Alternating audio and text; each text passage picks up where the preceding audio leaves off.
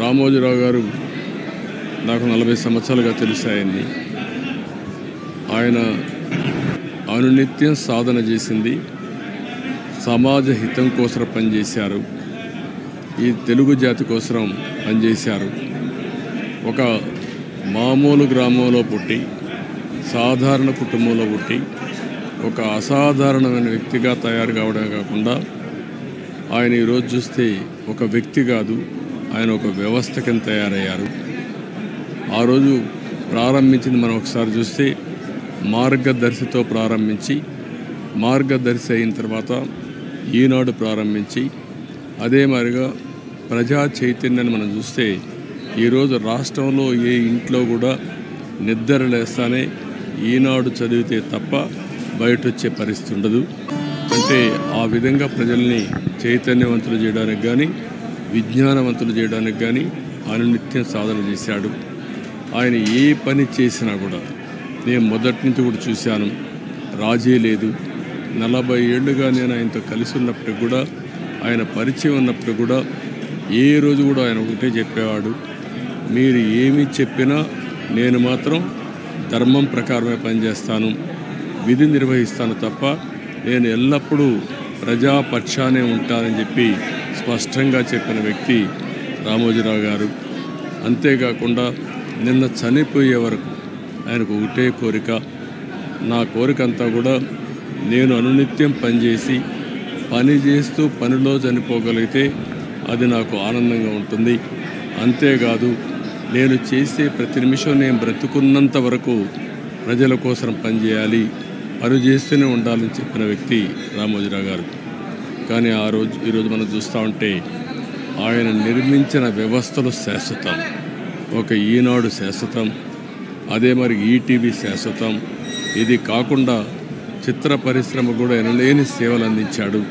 ఈరోజు Ramoji film city మీరు చూస్తే దేశంలోనే ఒక అత్యున్నతమైన స్టాండర్డ్స్లో రామోజీ ఫిల్మ్ సిటీ తీసుకొచ్చి ఆయన అనునిత్యం చెప్పేవారు, నేనేదో ఒక కమర్షియల్ కాంప్లెక్స్ కట్టచ్చు, వ్యాపారాలు చేయొచ్చు, నా వల్ల ఈ సిటీకి లాభం రావాలి, అదే మరి రాష్ట్రానికి ఆదాయం రావాలి, టూరిజం కింద ఉండాలని చెప్పి చేశారు. అలాంటి ఒక మహానాయకుడిని ఈరోజు పోగొట్టుకున్నాం. తెలుగు జాతి వెలుగు, తెలుగు వారి గుండెల్లో చిరస్థాయిగా ఉండే వ్యక్తి, అలాంటి వ్యక్తిని పోగొట్టుకోవడం చాలా బాధ అనిపిస్తుంది. ఏదేమైనా ఆయన ఇచ్చిన స్ఫూర్తి ఉంది. నా జీవితంలో ఎన్నో సంఘటనలు, నాకు ఎప్పుడైనా క్లిష్టమైన సమస్య వస్తే ఆయనతో నేను కన్సల్ట్ చేస్తే దాన్ని ఏం చేయాలనో ధైర్యాన్ని ఇచ్చే వ్యక్తి అతను.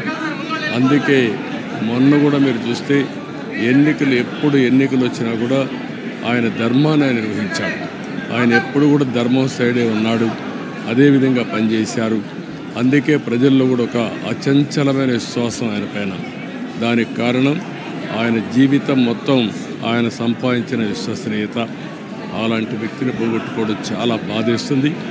ఏదేమైనా ఆయన ఆశయాలు తెలుగు జాతికి ఉన్నాయి, ప్రతి ఒక్కరు కూడా ఆయన ఆరాధిస్తారు. అందుకనే ఈరోజు ఒకటే కోరుతున్నా, ఆయన చెప్పిన విషయాలన్నీ నా చెవుల్లో ఎప్పుడూ రింగుమంటూ ఉంటాయి, వినపడుతూ ఉంటాయి.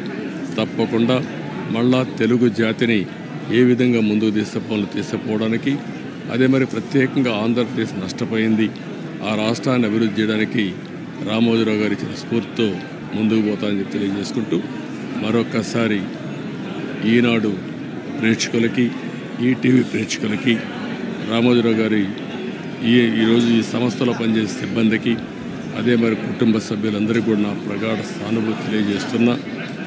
వారికి భగవంతుడు ఒక శక్తిని ఇవ్వాలి, ఆ శక్తితో మళ్ళీ ఈ లెగసీని కంటిన్యూ చేసి రామోజీ గారి యొక్క స్ఫూర్తి చిరస్థాయిగా ఉండడం కోసం వాళ్ళు పనిచేస్తారని చెప్పి ఆశిస్తున్నా. అదే సమయంలో ఆయన ఆత్మకు శాంతి కలగాలని భగవంతుడిని మనస్ఫూర్తిగా ప్రార్థిస్తున్నా. ఆయన చేసిన పనులు శాశ్వతం, భవిష్యత్తులో కూడా తెలుగు జాతి గుర్తుపెట్టుకునే విధంగా చేశారు. అలాంటి ఆయనకు మనశ్శాంతి కలగాలని భగవంతుడిని మనస్ఫూర్తిగా ప్రార్థిస్తూ, తెలుగువారి అందరూ ఆశీస్సులు ఉన్నాయి, ఆ ఆశీస్సులు ఆయనకు ఎప్పుడూ ఉంటాయని చెప్పి కూడా కోరుకుంటూ అందరి దగ్గర సెలవు తీసుకుంటుందని వాళ్ళ వెనుకున్నటువంటి కిరణ్ గారు వాళ్ళ తదితర సిబ్బందిని ముందుకు తీసుకెళ్ళి ఆయన కళ నిజం చేస్తారు. ఆయన ఆయన ఆయన అది జరిగి తీరుతున్న ఇది ఉంది. అందరూ ఆయనలో ఒక గంభీరమైన వ్యక్తిని చూస్తుంటారు, కానీ నేను ఆయనలో ఒక చిన్నపిల్లవాడిని, ఒక పసిపిల్లవాడిని కూడా నేను చూడడం జరిగింది. ఆయన 2009లో ఆయన తరచూ కలుస్తుండేవాడిని. ప్రజారాజ్యం పార్టీకి సంబంధించినటువంటి ఆయన సలహాలు సంప్రదింపుల పుస్తకం.